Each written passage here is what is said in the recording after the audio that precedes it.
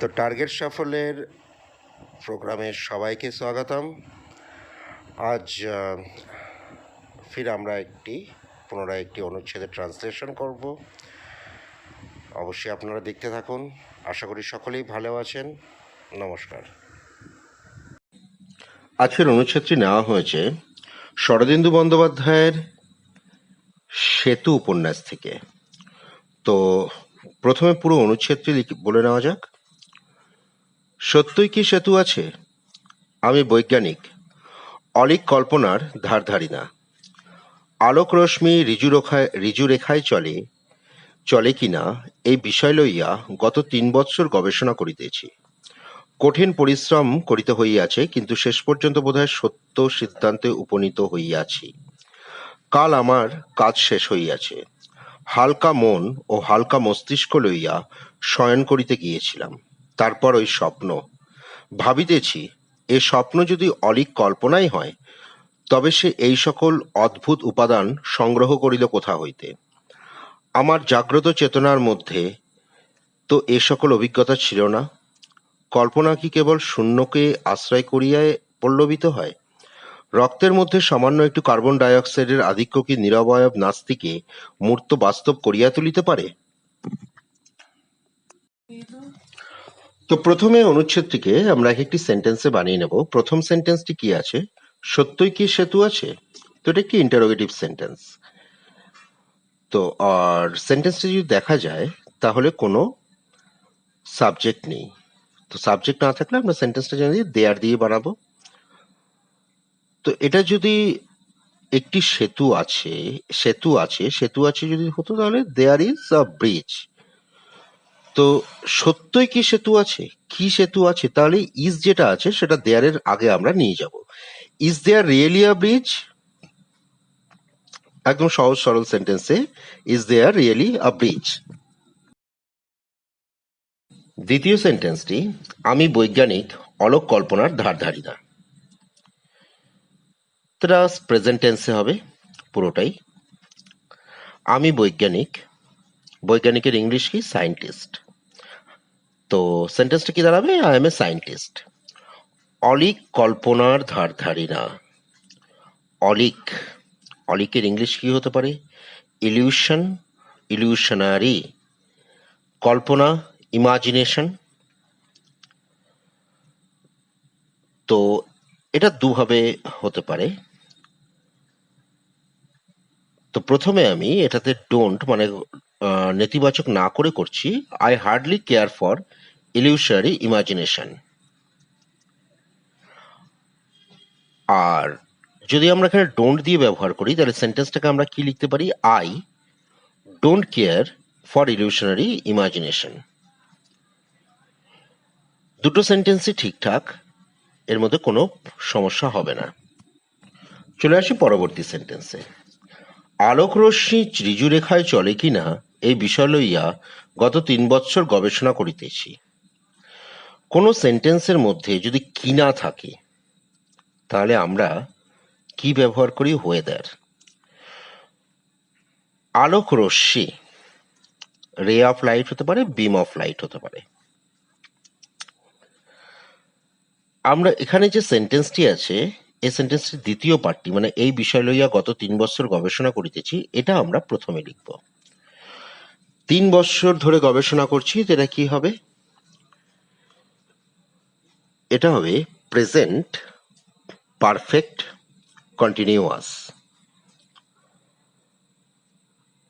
তো সেন্টেন্সটা কি আছে? কি হবে? কিভাবে লেখা হবে? I have been doing research on this subject for last 3 years. এখানে একটি কথা কি, প্রেজেন্ট পারফেক্ট কন্টিনিউয়াস টেন্সে আমরা সময়কালের আগে ফর লিখি, আবার কোনো ক্ষেত্রে দেখা যায় সিন্স লিখি। তো একটু সাধারণভাবে বলে দেওয়া যাক যে যদি কোনো ডেট পারফেক্ট দেওয়া থাকে, যদি এরকম বলা থাকতো যে আমি 2016 সাল থেকে গবেষণা করছি, তাহলে হতো I have been doing research on this subject since 2016। কিন্তু এখানে কোন সাল থেকে ৩ বছর বলতে কোন ৩ বছর? 2016 থেকে 2019, 2010 থেকে 2013, 2012 থেকে 2015, যে কোনো ৩ বছর হতে পারে। তো সেক্ষেত্রে যদি অনির্দিষ্ট সময় যদি বলা থাকে, সময়টা যদি নির্দিষ্টভাবে না বলে দেওয়া থাকে, তাহলে সেখানে আমরা ফর ব্যবহার করছি। এর পরের পার্টটা যেটা প্রথমে লেখা আছে বাংলায়, আলোর রশ্মি ঋজুরেখায় চলে কিনা। Whether the beam of light travels in a straight line. Whether সবসময় নেতিবাচক জিনিসকে বোঝায়, ঠিক আছে, যে আলোক রশ্মি চলে কি চলে না ঋজু রেখায়, সেটা ধরে আমি গবেষণা সেই বিষয় নিয়ে গত 3 বছর ধরে গবেষণা করছি। তো পুরো সেন্টেন্সটা হলো, I have been doing research on this subject for last 3 years whether the beam of light travels in a straight line. এখানে ট্রাভেল মানে হচ্ছে চলা, আলোর চলা, আর এস যোগ হলো কারণ বিম অফ লাইট এখানে third person singular number, present indefinite টেন্সে হয়েছে সেন্টেন্সটা। তো সেক্ষেত্রে থার্ড পার্সন সিঙ্গুলার নাম্বারে ভার্বের সাথে সবসময় এস ব্যবহৃত হয়। পরবর্তী সেন্টেন্সটি কি আছে? কঠিন পরিশ্রম করতে হইয়াছে। এই সেন্টেন্সটা হইয়াছে অবশ্যই প্রেজেন্ট টেন্সে হবে এবং পারফেক্ট, প্রেজেন্ট পারফেক্টে। আমাকে কাজটি করতে হয়, তো I have to do the work, I have to do the work. আমাকে কাজটি করতে হয়েছিল, I had to do the work. কিন্তু এখানে কি বলা হয়েছে? কাজ পরিশ্রম করতে হইয়াছে। তো পারফেক্ট টেন্সে এখানে দেখা যাচ্ছে I have to do the ওয়ার্কে মেন ভার্ব হ্যাভই আছে, তো এইখানে মেন ভার্বই হ্যাভই থাকবে। তবে পারফেক্ট টেন্সে আমরা জানি যেহেতু আয়ের পর একটি হ্যাভ ব্যবহৃত হয়, যেটা অক্সিলারি ভার্ব হিসেবে ব্যবহৃত হবে। তো I have had to work hard. এই সেন্টেন্সটি একটু নোট ডাউন করে নেবেন এবং ভালো করে দেখবেন, কারণ এখানে এইরকম সেন্টেন্সের ভুল হওয়ার সম্ভাবনা পরীক্ষা হলে বিশেষ মাত্রায় থাকে। অনেকেই করে দেবে I have to work hard, এটি ভুল। I have to work hard মানে আমাকে কাজ করতে হয়। I have had to work hard যদি বললো, তাহলে কঠিন পরিশ্রম করতে হয়েছে। পরের সেন্টেন্সটি, কিন্তু শেষ পর্যন্ত বোধহয় সত্য সিদ্ধান্তে উপনীত হইয়াছি। সিদ্ধান্ত কনক্লুশন, শেষ পর্যন্ত অ্যাট লাস্ট বা ফাইনালি। কেউ যদি ফাইনালি লেখে কোনো অসুবিধা নেই, ফাইনালি। বোধ হয়, আই থিঙ্ক। সত্য সিদ্ধান্তে উপনীত হওয়া, I have come to the conclusion. তো পুরো সেন্টেন্সটা যদি আমরা লিখি প্রেজেন্ট ইনডিফিনিট টেন্সে, তাহলে হবে বাট অ্যাট লাস্ট আর finally I think I have come to the conclusion.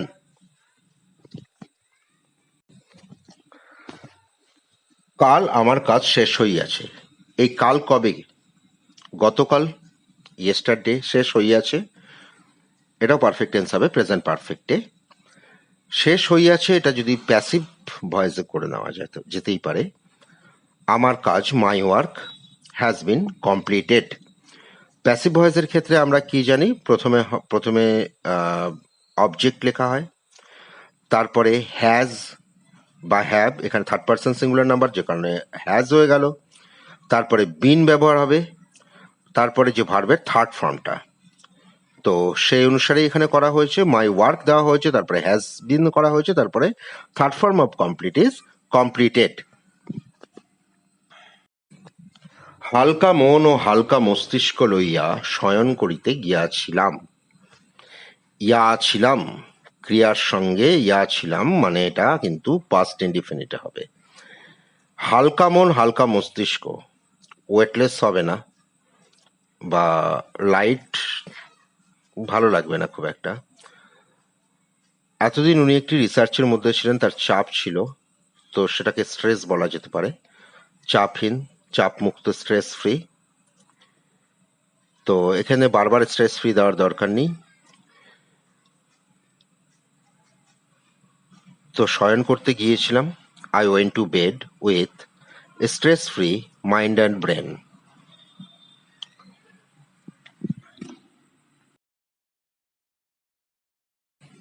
পরবর্তী সেন্টেন্সটি, তারপর ওই স্বপ্ন, নোট অফ এক্সক্লামেশন আছে। তো তারপরে এই স্বপ্ন আমরা প্রেজেন্ট টেন্সে করব, কারণ এই পুরো যে লেখাটি সেটি প্রেজেন্ট টেন্সে করা আছে। কেউ যদি লিখে যে দেন দ্যাট ড্রিম, ওর ভালো লাগবে না, এটা পুরো বাক্যই করে নেওয়া যাক, then there is that dream, then there is that dream. পরের সেন্টেন্সটি ভাবিতেছি, কি হবে ইংলিশ? I am thinking. এ স্বপ্ন যদি অলীক কল্পনাই হয়, অলীক কল্পনা, তো অলীক অ্যাবস্ট্রাক্ট, বিমূর্ত কল্পনার ক্ষেত্রে অলীক বা বিমূর্ত যাই হোক, অ্যাবস্ট্রাক্ট, ইমাজিনেশন কল্পনা। তবে সে এই সকল অদ্ভুত উপাদান সংগ্রহ করিল কোথা হইতে? অদ্ভুত উপাদান, word staff.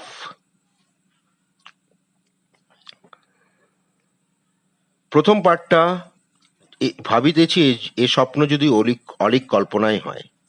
I am thinking if this is just an abstract imagination. তবে সে এই সকল অদ্ভুত উপাদান সংগ্রহ করিল কোথা হইতে। এটা অবশ্যই WH সেন্টেন্সে এবং ইন্টারোগেটিভ সেন্টেন্স হবে। সংগ্রহ করিল, তো সংগ্রহ করা কালেক্ট, সংগ্রহ করিল, এটা সেন্সটা দেখলে পাস্ট হচ্ছে, প্রেজেন্ট নয়। তো সেক্ষেত্রে আমরা লিখতে পারি where did it collect all this word stuff from? কোথা হইতে, হোয়ার দেখুন প্রথমে আছে, লাস্টে ফ্রম করে দেওয়া হলো, কোথা হইতে।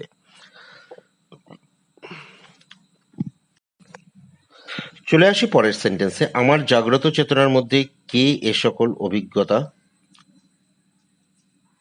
মধ্যে, আমার জাগ্রত চেতনার মধ্যে তো এ সকল অভিজ্ঞতা ছিল না। জাগ্রত চেতনা, জাগ্রত জেগে থাকা, জেগে থাকাকে আমরা অ্যাওকেন বলতে পারি, অ্যাওকেন্ড, জাগ্রত। চেতনা, কনসাসনেস। অভিজ্ঞতা, এক্সপেরিয়েন্স। তো ছিল না পাস্ট টেন্সে হবে, তো সেক্ষেত্রে আমরা বলতে পারি আই ডিড নট হ্যাভ, আমার ছিল না, দিজ এক্সপেরিয়েন্সেস, এ সকল অভিজ্ঞতা, ইন মাই অ্যাওকেন্ড কনসাসনেস। চলে আসি পরের সেন্টেন্সে। কল্পনা কি কেবল শূন্যকে আশ্রয় করিয়া পল্লবিত হয়? পল্লবিত হয় মানে কি? বেড়ে ওঠা। শূন্য, শূন্য এখানে জিরো হতে পারে বা ভয়েড হতে পারে বা নাল হতে পারে। নালিফাই মানে শূন্য করে দেওয়া বা অকার্যকর করা, নাল মানে হচ্ছে শূন্য। আশ্রয় নেওয়া, টেক শেল্টার, আশ্রয় ইংলিশ শেল্টার। এই সেন্টেন্সটিও দেখা যাচ্ছে যে নোট অফ ইন্টারোগেশন আছে, কোশ্চেন, প্রশ্নবোধক বাক্য হবে, অবশ্যই প্রেজেন্ট টেন্সে হবে। থার্ড পারসন সিঙ্গুলার নাম্বার, তো সেক্ষেত্রে আমরা প্রথমে সেন্টেন্সের প্রথমে শুরু করব ডাজ দিয়ে। Does the imagination just grow up in the shelter of void? In the shelter of void মানে শূন্যকে আশ্রয় করে, শূন্যকে আশ্রয় করে। সে সেন্টেন্সটি দেখা যাক। রক্তের মধ্যে সামান্য একটু কার্বন ডাইঅক্সাইডের আধিক্য কি নিরবয়ব নাস্তিকে মূর্ত বাস্তব করিয়া তুলতে পারে?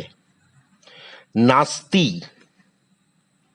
বাংলাটাই যথেষ্ট খটোমটো, এখানে নাস্তি হচ্ছে নন এক্সিস্টেন্স, যার কোনো অস্তিত্ব নেই। শূন্যতাবাদ যে দর্শনটি বলা হয়, শূন্যতাবাদ দর্শনকে নাস্তিবাদ দর্শনও বলা হয়ে থাকে। তো নাস্তি মানে যে শূন্য বা যার কোনো অস্তিত্ব নেই, তাকেই নাস্তি কথাটি, তার ক্ষেত্রে নাস্তি কথাটি ব্যবহৃত হয়। আধিক্য, এক্সেস, সামান্য, স্লাইট।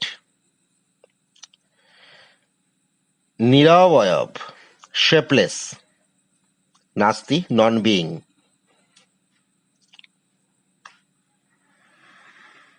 বাস্তব, মূর্ত বাস্তব, বাস্তব, রিয়েল, মূর্ত, এমবডিমেন্ট। সেন্টেন্সটি প্রেজেন্ট টেন্সে আছে, অবশ্যই নোট অফ ইন্টারোগেশন যখন প্রশ্নবোধক বাক্য, তাহলে can a slight excess of carbon dioxide in the blood convert the shapeless non being into the real embodiment? তো পুরো ট্রান্সলেশনটা একবার পড়ে নেওয়া যাক। Is there really a bridge? I'm a scientist. I hardly care for illusionary imagination. I have been doing research on this subject for the last 3 years, whether the beam of light travels in a straight line. I have had to work hard, but at last I think I have come to the conclusion. Yesterday my work has been completed. I went to bed with stress-free mind and brain. I am thinking, if this is just a illusory deception, where did it collect all this weird stuff from? I did not have these experiences in my awakened consciousness. Does the imagination just grow up in a shelter of void? Can a slight excess of carbon dioxide in the blood convert the shapeless non-being into real embodiment? তো আজকের মতো ট্রান্সলেশনের programme এখানেই শেষ হলো। যদি programme ভালো লেগে থাকে আমার চ্যানেলটি অবশ্যই সাবস্ক্রাইব করবেন, আর আপনাদের মূল্যবান মতামত কমেন্ট বক্সে দিতে ভুলবেন না। নমস্কার।